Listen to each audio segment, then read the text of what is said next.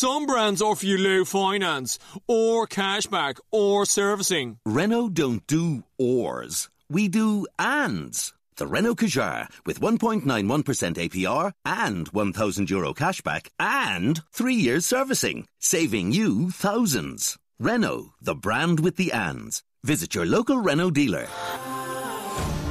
Finance is made under a hire purchase agreement. Terms and conditions apply. Deposit required subject to lending criteria. See Renault.ie.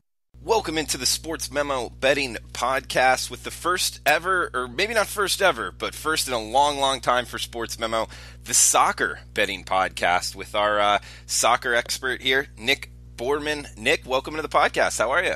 Hey, Drew. Good. Thanks for having me. I'm doing well. How about yourself?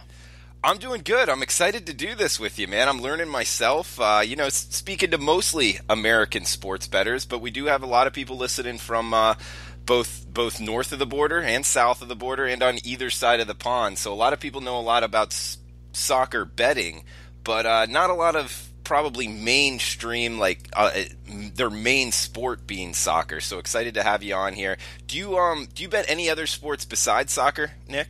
I do soccer and golf. Soccer and golf, so two niche sports there. So just kind of stay away from American football and basketball? Well, I do a little bit. I mean, I do that on my own. But as far as sticking to, it's a niche market, like you said, and it's something that I can do year round. And I'm not going to be.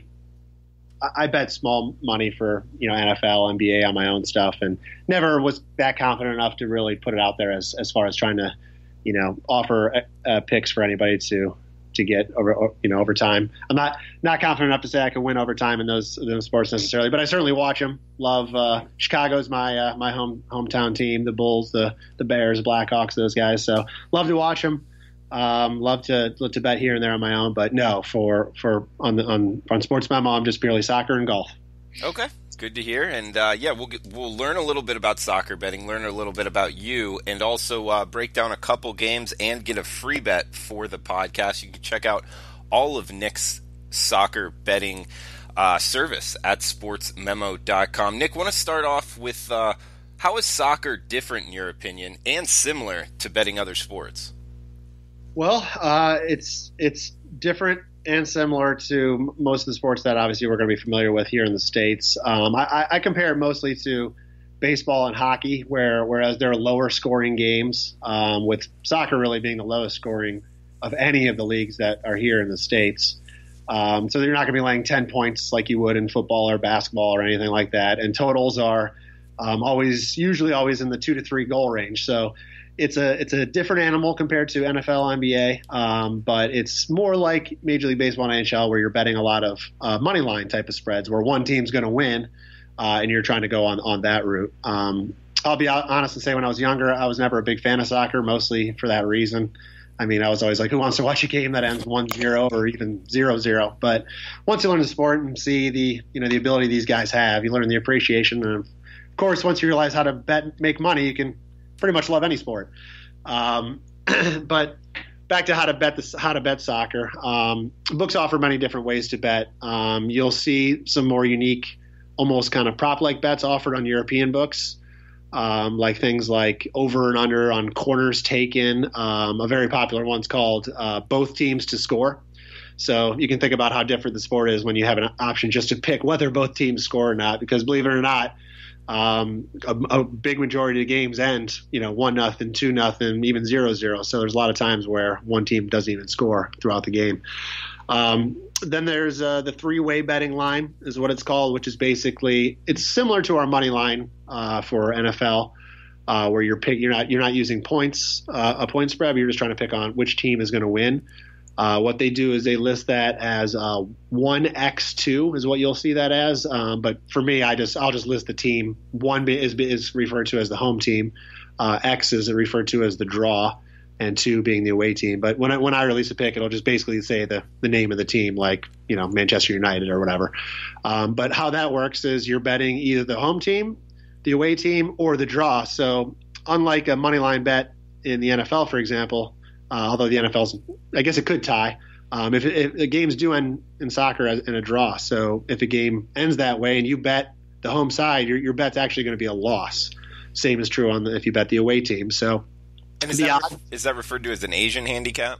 No, the Asian handicap comes in quarter goal lines, and that's a lot of what I'll do and what you'll see released from me. And when I first started looking at the soccer betting markets, it was very weird to see a team favored by a quarter of a goal. I was like, what the hell does that even mean?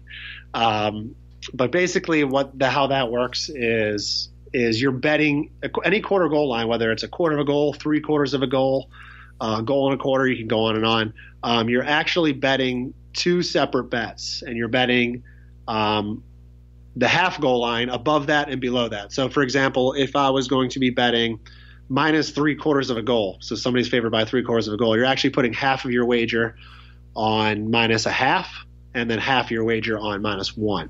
Does that make sense? Yeah, okay, so -1, if they win by 1, you would push that one, and minus a half, you would win that bet? Yes, so when you have quarter goal lines like that, you can win half your wager or lose half your wager. So in that example, yes. If you bet $100 on that scenario, what would your account be, I guess, tomorrow morning?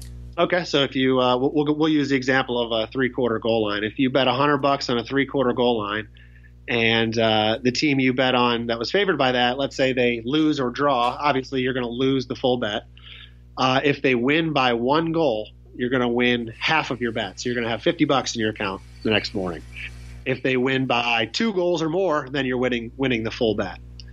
Now, really this is something that kind of it was developed quite a while ago. The reason being that with only 2 or 3 goals scored in a game, there's a big difference between minus a half and -1 being whether you win by 1 goal or 2 goals. So books would originally have had to had a team favored by a half a goal, but lay 140 or 150 juice to do so, versus then on -1 you might be looking at plus 120 or plus 130 on the opposite side. So it was kind of a way to create more traditional 110 odds on either way is where these quarter goal lines come in, because nobody wants to. I mean, not a lot of people like to lay 100 150 on the juice. So it's a good way to kind of find that happy medium. Yeah, no, that makes a lot. That makes sense. Thanks for explaining that, Nick. And a lot of people out there mostly probably focus on football and basketball, probably a little baseball when that comes around as well, both college and pro, as far as the football and basketball goes. But it might not be digging in deep as far as everyday betting on soccer games. Myself in particular, I didn't really know a bunch about soccer. I was kind of like you, why would I want to watch a 1-0 game type deal? But then I moved out of the United States for 2 years, went down to Costa Rica, saw how much they loved it, and it was almost like, they were passionate about it. It was like, I went to a couple games. I'll never forget. It was Heredia versus La Liga down there in Costa Rica. And, man, it was just wild down there in the stands, a bunch of Costa Ricans yelling, drinking, having a great time. And it was exciting to go to the games. So that's what kind of gets me interested into it, Nick. And also watching the World Cup and seeing how crazy they are. It's like college football, hell, maybe even crazier in the stands than we have it. What leagues do you focus on? Do you focus on the Central and South American leagues, or mostly the European leagues? What about MLS? That's some cool experience you have. Not a lot of people have attended a game out of the States, so that's cool that you're able to do that, because it's a different animal when you go to a game like that. But where I focus my attention is Europe. Okay. And why is that? Is there more value in your opinion, or you're just interested in it more? Well, it's just like the NFL, where the best players in the world are playing in Europe. The most money is to those leagues. So, when you get to the smaller, you could almost call them second tier type of leagues or countries, you can't find information on the games. You're not going to find a lot of statistics on the games. You're not going to find a lot of information on the players. The skill levels between some of the people are just not – they're just not quite as good, not quite as crisp. So you want to be betting on the top guys, top teams, where you can really get some information. You can dig into some research and actually find useful information to be able to make a successful wager. But those are the best players in the world. I mean, those countries, kids grow up playing soccer. And, they aspire to be professional soccer players, and a lot of those guys are homegrown. here in the United States, it's not that way. When I was a kid, I wanted to be a basketball player. There's not as many people here in the States growing up to play soccer. So even as, the Major League Soccer is actually growing quite a bit here in the United States, we're still not developing the players. And even if we are, a good example is there's a young guy named Christian Pulisic who plays for the U.S. team. He's a fantastic player, but he's good enough where he doesn't play domestically. He plays over in Germany for Dortmund. So it just shows that the best teams, the biggest money, the best footballers out there are going to Europe, and that's where I kind of focus my attention.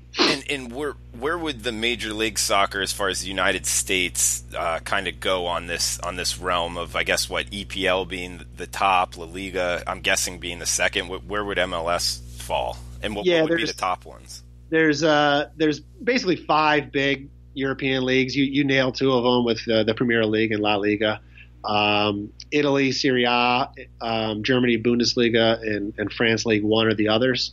Okay. And then they have what's neat about soccer in general is they also have, those are domestic competitions. And then they have the Champions League. Right? Yeah, for their own countries. And then they have the Champions League and a second-tier one called the Europa League, where they pit teams from other leagues against one another to find the best team in Europe. And that is the biggest and best tournament in the world is the Champions League, which is actually on right now. I have in the background, it's actually at halftime, I have the Real Madrid game streaming on the background right now. So, but Major League, to answer your question, Major League Soccer is well below those leagues, unfortunately, right now. But it's new. It really only started 20 years ago. It's growing quite a bit, actually.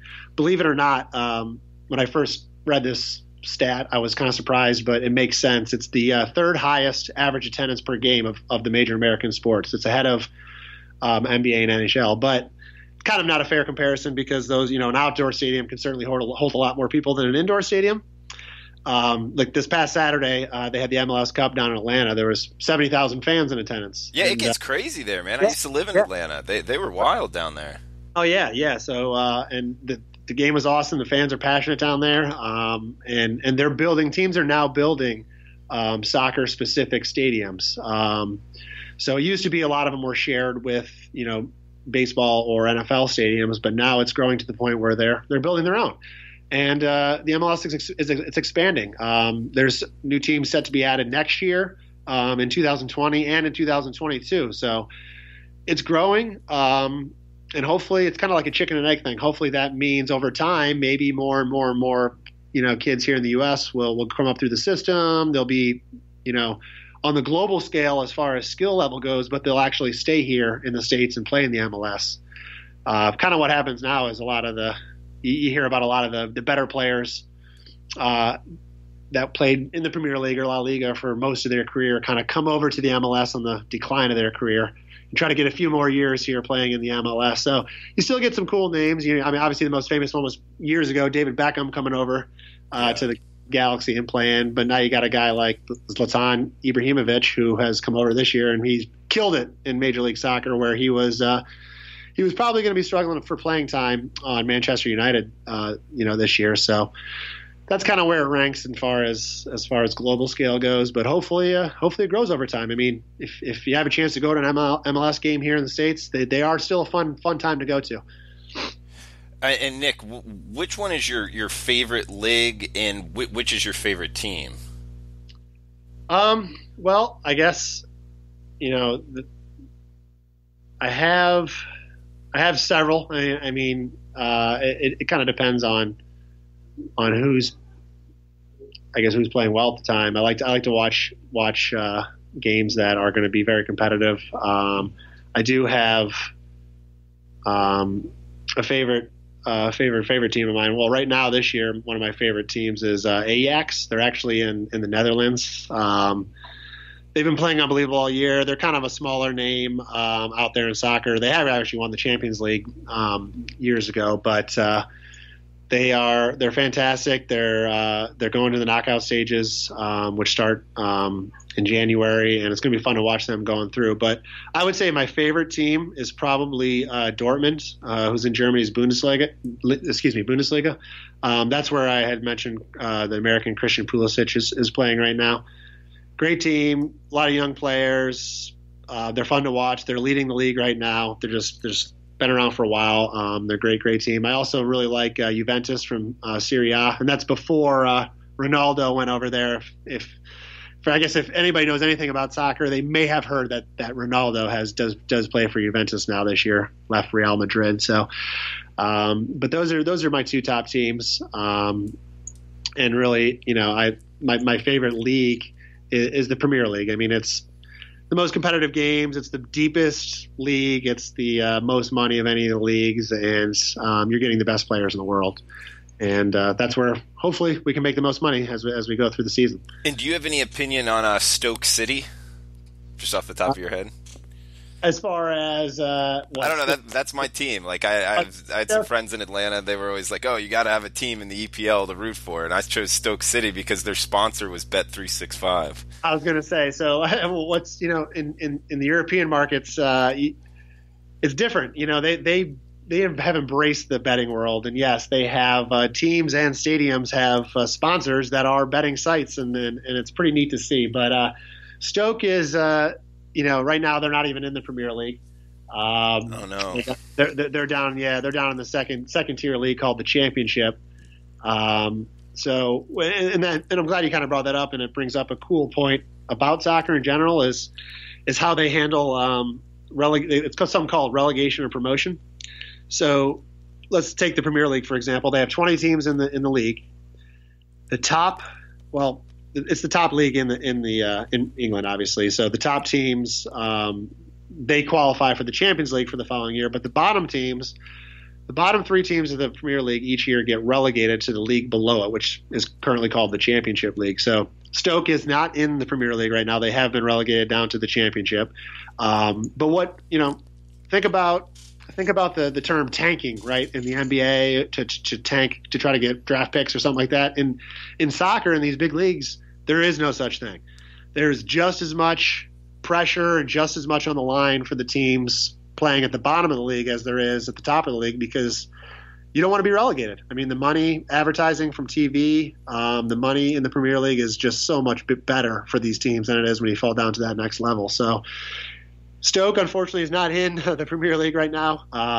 They are hopefully maybe they'll get back here in a few years. I don't think I'd actually have to look up to see where they stood the Championship at this point in time in the standings, but maybe they'll be back up here in a couple of years. God, that's something the American sports need to do. You brought up like NBA. I think it needs to happen there, to the point where maybe like the bottom 8 teams just have their own little league, and same thing in college football. Like some of these teams in the small conferences, if they win it a bunch of times, I think they should be bumped up. And the same way the other way, if a SEC or ACC Pac-12 team sucks a bunch, then knock them down, we could absolutely learn something from them. Yeah, it really creates some awesome competition throughout the year. And like I said, at the end of the year, sometimes the top of the league is already done. I mean, you take last year, Manchester City had the league won 5 weeks with 5 weeks to go, but the bottom 3 spots were a fight until that last day, and that last goal on that last day can make all the difference between staying there in the big league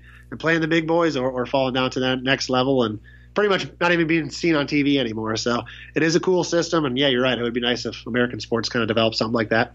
Cool. Well, Nick, let's get into breaking down some games and get your free play out there for the listeners. And guys, we do have a coupon code here. It's soccer half. It's we'll just do SOC. So just the 3 symbols for soccer, SOC, and then the word half, HALF. So that's SOC HALF for half off of any of Nick's 3-day, 7-day. 30-day, 90-day, all-access passes there at sportsmemo.com. By using SOC half at checkout, you can get half off on sportsmemo.com, any of his all-access packages. Nick, we got a couple games here. Let's break down and get your free play out there. On Saturday in La Liga, we got Real Madrid at Rayo Vallecano. What is it again? Vallecano. All right, a Spanish name there. Thanks for helping me out. over time, you learn to make the pronunciations of the different countries these teams are from. Your France pronunciations, your Spanish pronunciations. It'll come over time. All right, Rayo Vallecano hosting Real Madrid, or I'm not sure, with the home and away, if maybe you can go over that top and bottom. But either way, Real Madrid minus 2.5 goals with a total of 4. These must be high-powered offenses here. Total of 4, Nick, but I'll let you have at it. All right, yeah. Usually you're not going to see a goal line quite as high as 2.5. Usually it's a half a goal, sometimes a goal. But this just indicates that one team, Real Madrid, of course that's the name everybody knows, is heavily favored over Rayo Vallecano. And really the over-under on being at 4, again, not similar, is very high. Usually you're seeing those in the 2 to 3 goal range. So odds makers have this line where they think it's going to be a big win for Madrid, and possibly with quite a few goals in there. But I'll tell you, my feeling right now is not it's not the case. I'm not agreeing with that line. I see a lot of value on Rayo for this game. If you've watched any of the games this year, you would know that Madrid is just not the same as they were in years past. Obviously, the big reason there is the loss of Ronaldo up front, and they're struggling to score like they used to without him. But, don't get me wrong, they're still a quality team. They got guys like Gareth Bale, Karim Benzema, Marco Asensio all up front. And they actually have the winner of this year's Balloon d'Or, Luka Modric. Luka Modric, he's what that award is, it's the best player in the planet. And he helped Real Madrid win the Champions League last year, and he actually plays for Croatia. And, of course, if you watch the World Cup this year, they were runners-up to France. So he was the first player in 10 years that not named Ronaldo or Messi to win the award. So good for him, cool to see. And, of course, he's still on Real Madrid. So they're still a deep team. They're still stacked. But, another big loss they had for them this year was their manager, Zinedine Zidane. He stepped down after they won the title last May, and they really kind of have been struggling to find their way under their manager that they had in the beginning of the year, who actually got canned already this season. They went through a stretch back in October where they set a record for themselves. They didn't score a goal in 465 minutes, which, excuse me, at 90 minutes a game is over five full games of time. So it's a pretty bad stretch they had. They fired him after they lost 1-5 to Barcelona. And now under their current manager, Santiago Solari, they do have seemed to found their stride again. They won 9 of their last 10 games, but they're just not running away. They're not beating teams like they should be in La Liga, and certainly but not by this line. They've been overvalued all year, mainly because of the name. They're actually only 4-9 against the spread in league play this year. And they've only covered this number, 2.5 goals, twice this year. Both of those times were in the first 3 games of the year. So since then, they haven't covered this number in 12 straight league games. On the opposite side, Rayo Vallecano is certainly not a great side. They're newly promoted to La Liga this season from La Liga 2. So talking about promotion and relegation, they're new to the big league this year. And they haven't fared too well with their results. They have just 2 wins and 4 draws so far this year in 15 games. They currently sit 19th in the table out of 20 teams, so they're in that position to be relegated back down next year. However, they've been really mostly undervalued against the spread, and they've managed a decent 8-7 against the spread mark this year. And they've fared well actually against the big names and the big spreads where they were favored by underdogs by 2 goals to Atletico Madrid and Barcelona, and they covered both of those games, losing each one just by 1 goal. So one of those games actually they earned a red card and were still able to keep pace. So pretty impressive. They've only failed to cover this number 3 times this season. So assuming they can keep their starting team on the field and not get a red card and not have to play a man down, I like their chances of keeping this game within the number. So I think Rayo's got the skill to keep it within 2 goals. And again, just because Real Madrid isn't playing to their level, they're just not putting the ball in the net this year, like they were last year with Ronaldo scoring 4 or 5 times a game. I think Rayo's going to keep it close. I think they'll win the game? Probably not, but I think they can keep it within 1 or 2 goals. So free play on this game is taking Rayo Vallecano at plus 2.5 goals. Okay. Makes a lot of sense there, Nick. And we got another game here in the EPL on Sunday. So giving out a Saturday and a Sunday breakdown here. We got Chelsea versus Brighton, I believe. 1.25. This gets to your quarter goals, I'm guessing. Maybe you can explain that quickly again. And 2.5 being the total. How would you look to bet this Chelsea game on Saturday? Or on Sunday, excuse me. Yeah, so you're right. 1.25 goals is the goal line. And again, to recap, what that means is you're betting half your wager on 1 goal, Chelsea favored by 1 goal, and then the other half on Chelsea favored by 1.5 goals. And the total set at 2.5. So this game, really, Chelsea come into this match off a huge win last weekend against Man City. Man City was undefeated, defending champs. This is their first loss they've had in the Premier League in quite some time, and obviously this year. And with that, Liverpool actually took over the top spot in the Premier League from that game. They played great. They really limited City's chances at goal, which is hard to do. City is really, really stacked. So they moved into 4th in the table. Chelsea did with the win. And now as they travel to Brighton, they have to be careful here. I mean, it sets up as your normal letdown situation against Brighton, who really are not one of the top teams. They sit 13th in the table right now out of 20 teams. And they're actually coming into this game off a bad loss at Burnley.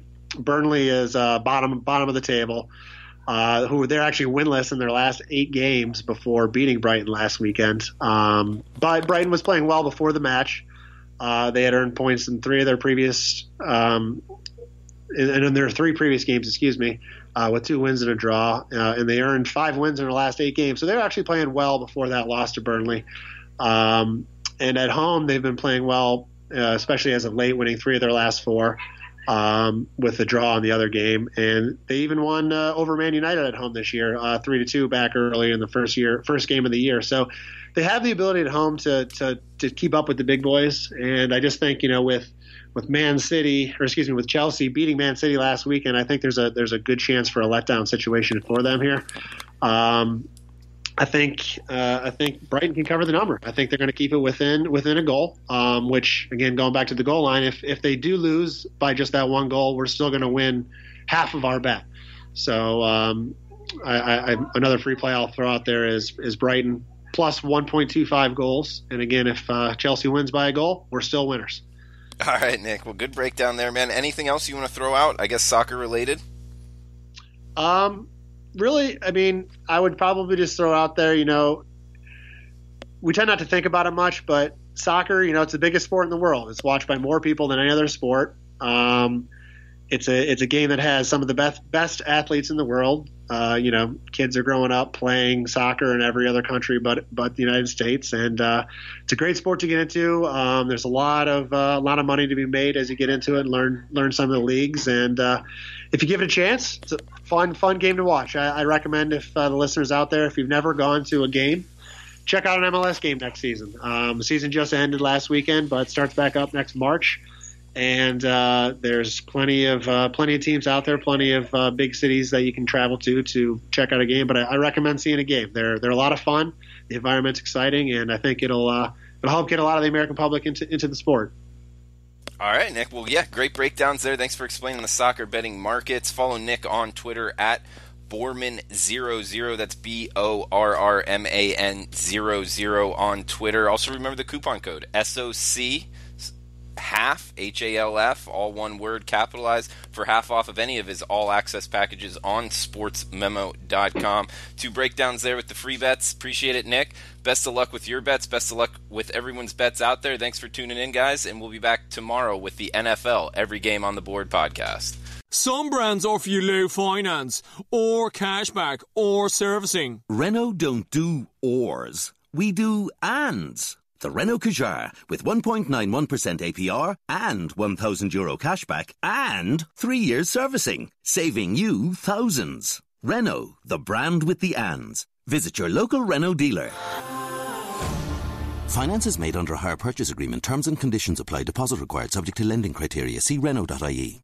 Some brands offer you low finance, or cashback, or servicing. Renault don't do ors. We do ands. The Renault Kadjar with 1.91% APR and €1,000 cashback and 3 years servicing, saving you thousands. Renault, the brand with the ands. Visit your local Renault dealer. Finance is made under a hire purchase agreement. Terms and conditions apply. Deposit required subject to lending criteria. See Renault.ie.